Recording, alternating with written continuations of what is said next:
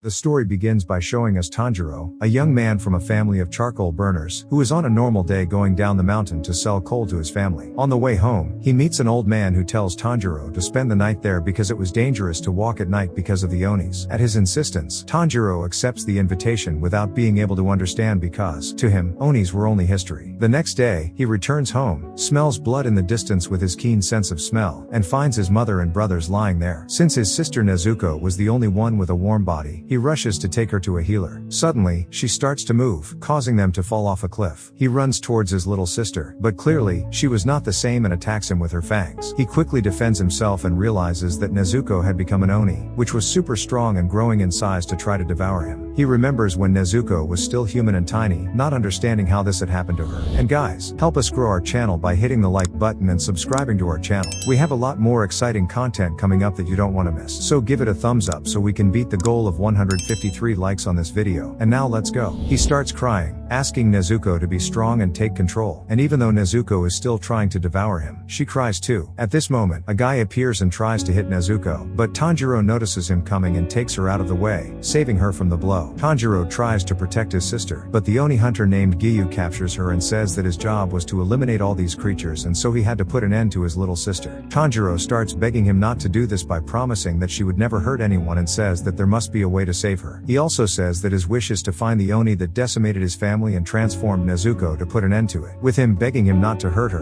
Giyu says that he was weak and with this posture, he could never save anyone nor hunt any oni, wishing that Tanjiro would use this pain of his to become strong. He then attacks Giyu to protect Nezuko, throwing several rocks in an attempt to throw him off guard and advances to throw his blow, but Giyu easily knocks him out. But as he does so, Giyu realizes that Tanjiro no longer has his hatchet. He was smarter than the hunter thought and had sent a pebble just so he wouldn't notice the hatchet in his direction, planning to defeat him after being knocked out. At that moment, Nezuko escapes from his arms and goes towards her brother, and Giyu fears for Tanjiro's life, thinking she was going to devour him, but instead, she protects him. Giyu thinks how onis attack parents, siblings, and children when they are hungry. However, Nezuko, for some reason, proves to be different, so instead of attacking, Giyu just knocks her down. Fainted, Tanjiro sees his family asking him to take care of Nezuko, and when he wakes up, he sees her passed out in front of him with bamboo in her mouth, and Giyu tells him to go to Sadri Mountain to look for Urokodaki and, under no circumstances, to let his sister be exposed to sunlight. After Tanjiro buries his family, he leaves with Nezuko. Some time later, Tanjiro gets a basket and asks his sister, who was in a hole to hide from the sun, to see if she can fit inside the basket, but the basket was too small. However, fortunately, she manages to decrease her size to fit inside it. And so he continues his journey with Nezuko protected from the sun until he arrives at a temple where he again smells blood. He runs there and sees an oni feeding, and the bodies of the people make Nezuko salivate with hunger. The oni attacks Tanjiro, who quickly hits him in the throat, but he discovers that it would have no effect because onis can regenerate very quickly. Then, the oni attacks again, and Tanjiro is defenseless because the creature was much stronger than him. Nezuko, who was in a trance because of her hunger, realizes that her brother is in danger and comes out of the trance. She rips the oni's head off with a kick. However, the oni is still alive, and the body attacks Nezuko, while the head attacks Tanjiro. The oni proves to be much stronger than both of them, and Tanjiro becomes worried about his sister, who is carried away while being beaten by the oni. Tanjiro's head gets tangled up in Tanjiro's hatchet, and not having much of a choice, he decides to headbutt it several times. Then he throws the hatchet away, trapping it in a tree along with the head of the oni, who regrets having tangled himself in the hatchet. Tanjiro rushes to Nezuko's aid and sees that she is still being beaten. Without thinking, he jumps on the oni's body, falling with him over a cliff. Luckily, Nezuko manages to catch Tanjiro in time. With the fall, the oni's body dies, causing his head to pass out. Then, Tanjiro tries to build up the courage to eliminate the head with a knife while it is still passed out. Suddenly, a man in a sinister mask appears, informing him that a knife would not work. Tanjiro realizes that he would have to crush the head and takes a stone to do this. However, he hesitates for too long, and the head wakes up. Fortunately, the sun rises, making the oni burn instantly. Tanjiro remembers Nezuko and becomes worried about her, but she is already hidden and safe inside the basket. The man is holding a funeral for the people who were eliminated. He introduces himself, and Tanjiro discovers that he is Urokodaki, that Giyu had talked about. Urokodaki says that he was very indecisive and a hunter had to make quick decisions. He asks what Tanjiro would do if his sister killed an innocent. Tanjiro is at a loss for words, and Urokodaki says that if this happened, he should eliminate Nezuko and himself for allowing such a thing to happen. After saying this, he explains that he would do a test to see if Tanjiro is worthy worthy of being an Oni hunter. So, Tanjiro goes to Urokodaki's house, where he explains that the test will take place high up on the mountain. After leaving Nezuko safely sleeping in the house, they leave for the mountain, with Tanjiro exhausted from walking so much. After a while of walking, Urokodaki explains that the test will be for Tanjiro to find his way back. However, he would have to do this before sunrise. As he says this, he disappears into the mist, leaving Tanjiro alone. Tanjiro thinks that the test was for him to find his way back through the mist, something he could do easily thanks to his sense of smell. But he realizes that the path is full of traps, and to make matters worse, the air is thin. So he decides to use his sense of smell to locate the traps, feeling the smell of who had set them. But even knowing the location, he couldn't avoid them all because he wasn't athletic enough. For his sister, he makes an effort and, with difficulty, manages to reach Urokodaki's house before sunrise. Urokodaki remembers when Giyu sent him a letter warning him that Tanjiro was on his way to becoming a hunter. Giyu explained what had happened to his family, his sister, and the courage Tanjiro showed in facing him. And so, Tanjiro becomes Urokodaki's student. The next day, Urokodaki explains to Tanjiro that since ancient times, there have been Oni hunters, and that the leader is unknown, and even though the Onis are extremely stronger than they are, have regenerative ability, and can only be killed by sunlight or beheaded by a special sword, the hunters face these creatures to protect humanity. He explains that he is a hunter swordsman in charge of training new swordsmen, and that he is the one who will decide whether Tanjiro is able or not to make the final selection of hunters. And so his training begins, with him writing everything down in a diary to show Nezuko, because for some unknown reason, she has been unconscious since they arrived. And so, time passes with him training to go down the mountain with more and more dangerous traps, training to break objects with a sword, and fighting with Urokodaki, who despite fighting unarmed always knocked him down. Then the training moves on to a breathing technique, where he trains water breathing that would make Tanjiro breathe in a way that could help his stabilization and speed up his healing process, among several other things. After a long year of hard training, Urokodaki says he taught Tanjiro everything he knew, and now it was up to Tanjiro to pass the test, where he would have to break a gigantic rock with his sword, making Tanjiro question if that was possible. After trying to break the rock several times, he uses his journal to go over all his training, but nothing worked. After days without success and with his sister still unconscious, he begins to lament when suddenly a guy wearing a mask appears. It was Sabito, and Tanjiro finds it strange that he has no smell. Sabito asks Tanjiro to face him with his sword. Tanjiro worries because Sabito was only using a wooden sword while he was using a real one. But Sabito attacks, saying that it was much stronger because he had already cut his rock. He tells Tanjiro that he hasn't mastered any of his training, especially his breathing, and after taking a beating, Tanjiro faints. When he wakes up, he sees a little girl named Makomo. She helps him train in the right way by correcting his movements and his vices, without explaining where she came from and why she was helping him. She says that for a hunter, it was essential to master the breathing technique, and to be able to do this, he would have to train until he could do nothing else. And so, Tanjiro trains until his legs and arms can't take it. But despite all his effort, he still lost to Sabito, who kept dueling with him. After 6 months of training, he faces Sabito again, but this time he manages to break his mask in half, finally meeting the face of the one he had been dueling for all that time. Sabito was happy with Tanjiro's advance at that moment. After this, Makomo tells him that he did well and for him to keep winning, and so the two mysteriously disappear. Although Tanjiro is sure that he has cut Sabito's mask, he realizes that the sword had finally cut the rock in half. Tanjiro realizes that he has won, thanks to finally being able to master water breathing, which causes a thread to appear that shows the spot he must hit his opponent. With the rock cut, Urokodaki appears, telling Tanjiro that he asked him to cut that rock because he thought he couldn't do it, because he didn't want to see another child eliminated. But Tanjiro managed to perform the test, making Urokodaki proud and asks him to return alive from the final selection. Later, after a hearty meal to celebrate, Urokodaki explains that the more Onis feed on humans, the stronger they get, with some even learning special abilities. He says that when Tanjiro develops a better sense of smell, he will know how many people they have fed on. He then takes a mask similar to the one Sabito wears and explains that it is a mask that will protect him from dangers. The next day he says goodbye to his sister, who was still unconscious, and to Urokodaki. Before he goes to the final selection, he asks Urokodaki to say hi to Sabito and Makomo, causing Urokodaki to wonder how he knew the dead. That is, Tanjiro was actually training with the spirits of Urokodaki's former students. As soon as he arrives, he sees the place all in bloom and several other participants. Two girls begin to explain how the final selection will take place. They say that in that place there are several hungry Onis that were captured by hunters and that live in captivity through flowers, the wisteria, and the test would be for the students to survive for 7 days in the place without the protection of the wisteria. The test begins, and Tanjiro decides to go to where the sun rises first to have less time to deal with the Onis. On the way, he smells a smell, and suddenly an Oni attacks from above. He dodges it and prepares to fight, but another Oni appears, and they start fighting over food. Then the hungry Onis attack Tanjiro, but he uses his water breath and manages to eliminate them both with a special sword that makes the Oni onis turn to dust just like when they sunbathe. Suddenly Tanjiro smells something awful and sees one of the participants running away from a mutant oni that is bizarrely large and swallows an entire other guy, getting even stronger. The mutant creates several arms, and one of them grabs the fleeing participant, but before the oni can swallow him, Tanjiro saves him. The mutant is delighted to see Tanjiro's mask, realizing that he was yet another student of Urokodaki who had trapped him in that place in another era, making him freak out, realizing how long he had been trapped already. He explains to Tanjiro that he has vowed to wipe out all of Urokodaki's students and that Tanjiro will be his 14th student that he would devour, saying that only 2 students stood out from the rest, and from the description, Tanjiro realizes that it was Sabito and Makomo, discovering that they were dead. Furious at the oni laughing at the way he killed them, Tanjiro attacks, overcome with rage, and ends up taking a blow and fainting. Afraid, the other participant flees, leaving Tanjiro alone. But before the mutant can hit him, Tanjiro wakes up with his brother's spirit calling him and dodges the blow just in time. The two fight as Sabito and Makomo cheer for Tanjiro to be able to win, afraid he wouldn't be able to cut the oni because he had a very stiff neck, as that was where Sabito himself had failed. However, with the breathing technique showing the exact location where Tanjiro had to hit, he manages to cut the mutant. Before he dies, the oni sees in Tanjiro's face the same as Urokodaki's, and with his death, he begins to remember when he was human and his brother, who he had eliminated by transforming. Tanjiro senses his sadness and tries to comfort him. Upon his death, the oni is reunited with his brother on the other side, his spirit finally free, like the other students of the Urokodaki who could finally rest. Tanjiro continues the final selection, fighting the onis and trying in vain to find a way to make an oni become human again, but everyone is only interested in feeding. And so he goes through the selection without getting any answers and realizes that although at the beginning there were more than 20 participants, only he and 3 others survived: Kanao, Genya, and Zenitsu, who was clearly scared to death. Then the girls appear again, congratulating those who have passed, and explain that they will receive their uniforms where their classes will be engraved, explaining that there are 10 levels and that currently, they are in the lowest level class. They would also choose the material for their sword, but it would take 10 to 15 days to be ready, and they would all have a messenger crow,